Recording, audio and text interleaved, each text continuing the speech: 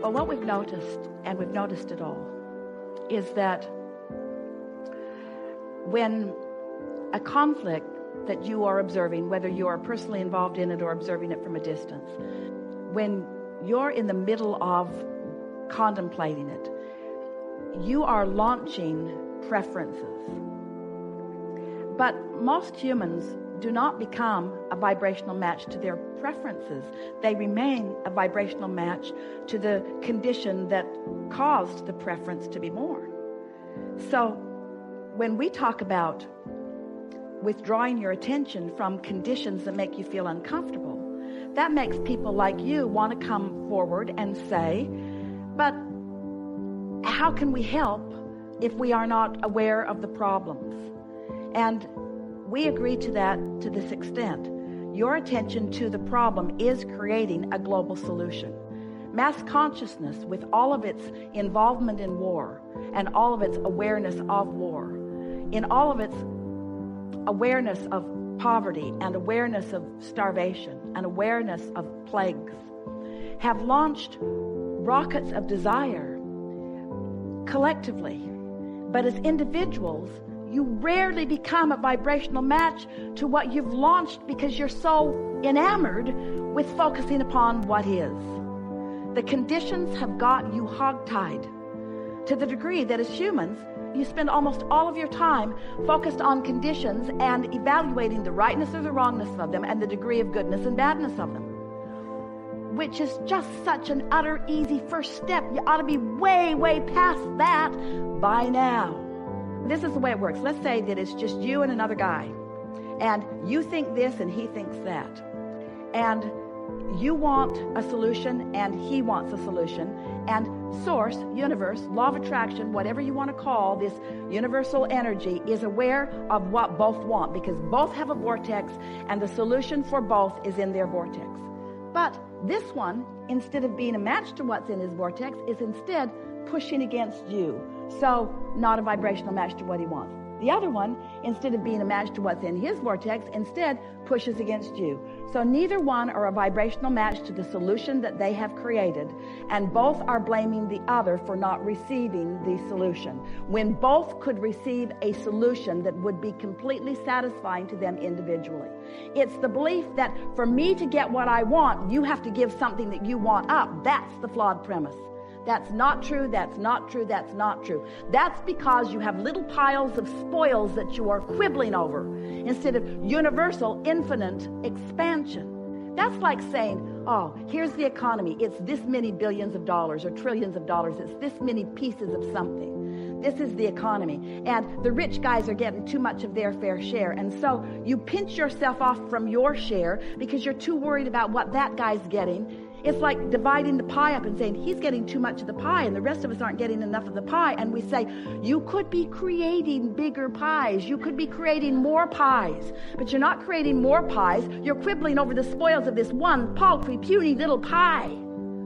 Because you're not using the energy that creates worlds. You're squabbling over things that are disconnecting you from your true power. When you need anybody else to understand it in order for you to feel good, you're in trouble. So what we're saying is, so let's say you're standing as an individual and you're watching the news of the world and you're seeing all these things that you don't want to be the case.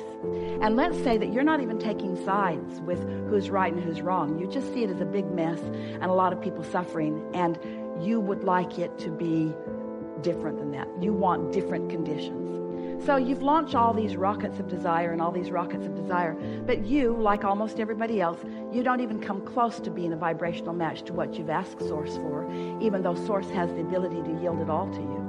You don't even come close to it because you've got your eye so much on the condition. You're taking score so much. You're aware of it not working out. You hold yourself in vibrational accord with the problems. And so even though you and billions of others for generations longer than we can even speak about have created a vortex of well-being that is available to anyone who allows themselves to be a vibrational match to it. So you finally realize that you can't change those conditions. You can't even get the ear of the United Nations. You can't even get a senator of the United States of America to answer your letter. You can't even get a hearing in the White House. You can't even get anybody who has the ability to do anything. Esther was in a meeting room last week, and she could not even get high enough in the authority of the meeting room to make them understand that she could get 474 people in this room. In other words, they said, no, this room won't hold 474 people. And Esther said, the sign on the wall says that it will. And they said, yeah, but it won't. And Esther said, but the sign on the wall said that it will. And they said, yeah, but your stage is too big and you're taking up too much room. And so the solution was they opened the air wall and they moved everything back 10 feet. And then they had enough room for everything. But Esther knew that they were completely unreasonable. But she could not find a person under those conditions with enough authority to be reasonable. You can't find enough people with enough authority to be reasonable. You have to give it up. If your happiness depends upon somebody else being reasonable, you're in big trouble. But you as an individual, we've been saying this for a long time, you have the ability to find happiness in the midst of all of that discord. And when you are someone who is willing to find happiness in the midst of all of that discord, then maybe others will follow suit. Maybe they won't, but you've done the only thing that you can do. You've found happiness in the midst of all of that discord, you see. You revere masters who talk about these things, but they seem like just singular individuals who struggle against a mass consciousness that doesn't get it. And we want you to understand that mass consciousness that doesn't get it is creating something that eventually will. For example, in every moment, old ornery ones are croaking and new allowing ones are being born. So the ratio of allowing is improving and improving and improving. And while there will always be things about your existing what is that you would like to be different, what is becoming is always an improvement. The evolution of all species says that it must be. So if you can just not be impatient, and you can find your happiness now because you can, and you cannot feel guilty. You see, this is the conversation that we had before is really about what we're talking about here. What right do you have to be happy in a world that is full of turmoil? And we say, if you need the world to not be full of turmoil before you can be happy, you're not ever going to be happy, because this is a absolute given intention from non-physical. You intended to come in your differences for the expansion of the whole. None of you said, I will be born into physical, but before I get there, clean it all up. Get it all worked out. And then I will go and I will observe a peaceful world. That's not what you said. You said, I will move into this world of variety, and I will come to my own personal preferences, and I will align with my preferences, and I will live happily ever after. And the preferences perceived, received by others will not be the basis by which I allow my alignment. Are you hearing us? Seth, you know about Seth? Seth told Rob and Jane, and Jerry and Esther, especially Jerry, devoured those books later on, that you create your own reality. Those were the words that Jane coined in response to what Seth was transmitting to her. You create your own reality. And today, we would like to say to you that, yes, indeed, you create your own reality. But there's a word that we would like to insert that will make it easier for you to understand. You create your perception of reality. You create your perspective of reality. You create your vibrational ability to see reality. You realize reality based upon what you are doing vibrationally. So, have you ever watched a documentary, or have you ever been in the experience yourself where you were an eyewitness to something that someone else was an eyewitness to? And since you were an eyewitness to it, you have a perspective of what happened. And as you explain your perspective, you're sure you're right because you saw what you saw. You perceived it.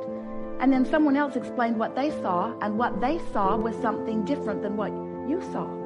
And you're sure they're lying because what you saw is very valid and real to you. If there is anything that we would like to present to you in a way and find enough analogies and examples to help you really get it, something that would serve you better than all other things put together that you will ever hear from us or anyone else, it would be that your perspective is uniquely yours. And if you could give up your determination to explain yourself in enough different ways to get other people to see it the way you see it, oh, life would begin being sweet for you right now. If you could just accept that everybody gets to create their version of reality and that you will waste your life in trying to get them to accept your version. Because the life that they've lived and the vibration that they're offering is the reason that they see it as they see it. You can live in the same community and have two very different lives. And what most of you say is, well, of course we live different lives. That guy lives in a mansion and I don't. Of course his perspective is different than mine. That guy inherited money from his daddy and I didn't. Of course we have different perspectives. That person was born da-da-da-da-da-da-da-da. As you try to explain why you are not all living the same, you miss the only point that matters. You have different perceptions of reality over which you have complete control.